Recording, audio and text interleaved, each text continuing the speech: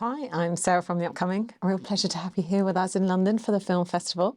Maybe you could kick us off with a brief introduction to Harvest. And I believe it's based on a Jim Crace novel. So maybe you can tell us about the genesis of the project. When did you discover this book and why did you want to adapt it for the big screen? It was a project that was offered to me to direct during the pandemic. I always get involved in the script when I direct something. My co-writer, Jocelyn Barnes, who had written the initial draft, she sent me the draft, sent me the book, said, read the book, think about it. It took me actually a few months to sort of like plow through the book, which I found quite unadaptable. I mean, it is a story that takes place during the Enclosure Act over the space of a week where a community loses the land and gets expelled, exiled from their land and their village. In a nutshell, and in the center of this, there is Walt, as the central character, anti-hero who gets caught up in the dilemma between the idyll of the agrarian commons and progress. He's kind of like stuck in this dilemma. We worked on the script for some time and we decided to do it in Scotland, in the western part of Scotland. We moved there, we cast local. All the villagers are local people, real people from the area. We shot it during harvest. We harvested the seeds that we had sown in the spring. So it was the whole, the whole cycle, seasonal cycle. We followed that in the previous year. We actually harvested on film our real crops. That it was the first time that the land that was not arable for centuries, we brought back barley and rye and flax. And the film feels so evocative in terms of really transporting the audience to this other time, to this other place.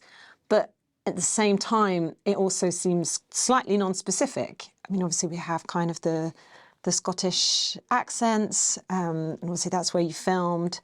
But in terms of being very specific about where it is and when, was that purposeful? And is that something that comes through in the novel as well? Jim doesn't really locate it in terms of place and time. And that was very attractive to us, to make it atemporal, because it is a story that's repeating itself. It's an interminable story of, the falling out of grace, exile from Eden, over and over and over again. It's happening all around us right now, all over the world. I wouldn't call it anachronistic because, you don't really have like modern stuff in the film, but, the costumes, were sort of like an interpretation of the kilt or the kimono or, sort of like the universal peasant wrap, the red roofs on the barns or, the black barn itself. Nathan Parker, our production designer, really sort of like incorporated agrarian architecture from across centuries, but somehow it all kind of makes sense without putting too much attention into itself, or at least that was our goal. And in terms of kind of the look and feel, the textures, really placing someone in this kind of rural agricultural atmosphere. And I think what's great about it is it has both the idyllic aspect of that and the brutality of that, being there in the mud, yet, the golden hour with the sun, casting its light across the rolling hills. So what was your approach in terms of the way it was shot in that sense? I mean, we just recorded, witnessed, and recorded what was there. I mean, Sean is a master of, working with anything that's available to him, whether it's just one practical lamp or a candle or, the sun or a reflection of a mirror. So there was this, very tactile and natural way of just chasing the sun, chasing the light. If it was raining, which was raining a lot, that would be part of the scene. If it was sunny, we would just it was just shooting in a natural, unobtrusive way as possible on film. Doing this dance with the characters, all of us together. Yeah, what an incredible, fascinating cast you assembled. I mean, Caleb Landry Jones, I guess, in some ways emerges as the protagonist, but it really is an ensemble in ways, you know, and these different characters pop up, this little vignettes. I love Frank Delane, I mean, just so sinister. And Harry Melling, you know, kind of does that sort of, he's on a knife edge between, you think, is he sometimes kind of, you know, there for the community, or is he actually out for his own ends? Rosie McEwen. So how did you decide on all these different people and work with them? I always take a long time to cast. You know, there were actors that I had in my mind almost immediately, and then somehow I needed to, you know, get the script to them, and the script was quite bare. You know, it's not a script that uses lots of decorative or descriptive language. So I think it takes lots of imagination and courage in a way for an actor to kind of like see through how to. I mean, they all knew that we will work together in rehearsal, so this was important, and they had to agree to be part of that.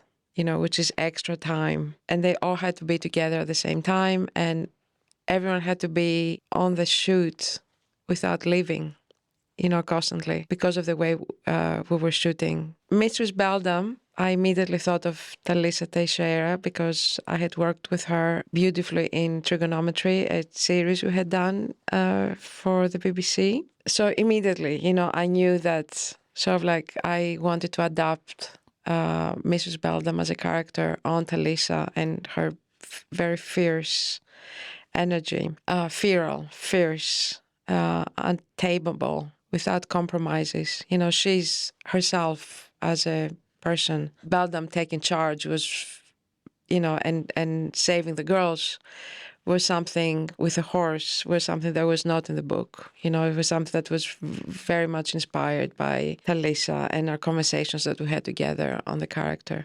Rosie, you know, I saw Blue Jean and I was completely blown away. You know, I found my Kitty, which is also quite different from the Kitty in the book. And we had almost like an unspoken, effortless understanding. You know, she came to the set fully she was Kitty, you know. We chose the color of her, you know, every character had their own color. We chose the color, which was red, very different from everyone else. And she just appeared on the set and it was her. You know, she has this effortless, very gentle way of being fierce, you know, at the same time. She has an earthiness and at the same time, you know, something ineffable, for sure, you know, like I couldn't think of anyone else. And the way he calibrated this very shady kind of character, you know, who you love and at the same time hate with equal measure. How do you play someone who is sort of like, he tries to be part of the people?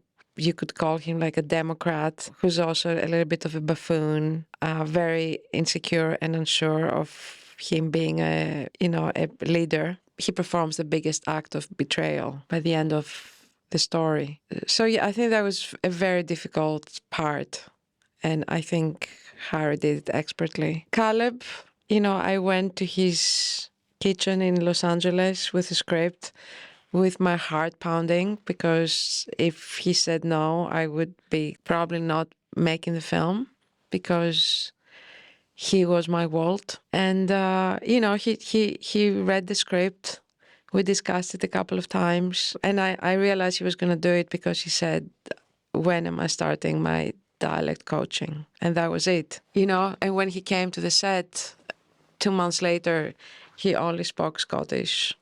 We never heard him speaking his own Texan accent, and he just completely dissolved himself into this, you know, very challenging character, very passive, but at the same time a romantic, a very conflicted character. So Arinze, who, you know, I really admired as a sort of like Renaissance artist, you know, playwright, director himself, choreographer, dancer, I mean, everything, right? Arinze Kenne. I proposed to him to be Quill, and he a few weeks before we started rehearsing, and he said, yes, let's do this adventure together. And, you know, the gentle, very intuitively precise way by which he performed this character this person who basically comes and by naming things, he destroys everything, basically under his title, under his role as an artist, which is something that I personally identify, with the responsibility and risk of being an artist and being eventually co-opted. And then Frank Delane, of course. I mean, what can I say? It was important to me that Jordan was never going to be like, the villain with capital V. He was a man who was making another kind of sense, representing the future. And Frank completely understood that. And he did it with relish, but with a sense of restraint. He was younger than the other ones. And at the same time, he was much more owning the future than his cousin or Walt or anyone else. So I like that, that someone as young as Frank was the author of the future. And he played it with, with glee, but at the same time with the restraint of someone who he just spoke sense. He represented progress, and that was that. And what do you hope people will take away from the film? Because I think you do put people into a slightly surreal space at times, and then there's these sort of shots of humour in like kind of dark comedy, and it's the kind of Greek New Wave start, when the kids' heads are going against the rocks, or even with Frank Delane's character sometimes, there's sort of a biting, dry wit there. But then you are also dealing with, these themes of, capitalism, of changes of society, the patriarchal society, which is very violent. So what do you want people to be thinking about when they come out of the cinema? I mean, very deliberately, there are no tidy answers in the film. There's just questions, and there's no judgment. There's Eden, and then there's the fall. There is the promise or the thread of progress. Specifically, the same, with Jim. There is not in the book. I think getting the sense of this dilemma, these questions. What does it mean to the commons? The idea of the commons that is entirely lost. Is it something that we should try to regain? That. Well, that's been wonderful. Thank you so much for sharing all that with me. Thank you. Huge congratulations on the film. I really enjoyed presenting it here in London. Thanks so much. Thank you.